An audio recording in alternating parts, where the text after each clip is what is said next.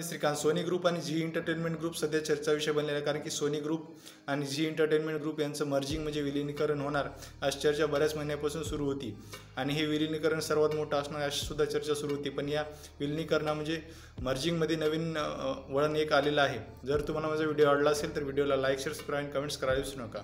Sony entertainment ग्रुपने जी ग्रुपसोबत होणारी merging म्हणजे विलिनीकरण आपण कॅन्सल करत आहोत असा निर्णय घेतलेला आहे. ही जर मर्जिंग झाली असती तर ही डील सर्वात मोठी म्हणजे $10 बिलियन झाली असती. यामुळे खूप मोठे मीडिया राईट्स या दोन ग्रुप्सकडे गेलेले असते. पण ही डील आता कॅन्सल करण्यात आलेली आहे. यामध्ये जॅपनीज कंपनी कॉंग्लोमरेट यांचं हातभार असल्याचं कळवण्यात येत आहे. तर झी ग्रुपकडून या मर्जिंगचे एंटिटीचे अधिकार पियुष गोयंका यांच्याकडे होते. सोनी आणि झी एंटरटेनमेंटची मर्जिंग होणार याची चर्चा तर सुरू होती, पण यामध्ये आता नवीन वळण आल्यामुळे आता ही डील कॅन्सल होणार आता हे नक्की झालेलं आहे. अपेक्षा करतो की तुम्हाला माझा व्हिडिओ आवडला असेल तर व्हिडिओला लाईक, शेअर, सबस्क्राईब, कमेंट्स करायला विसरू नका. धन्यवाद.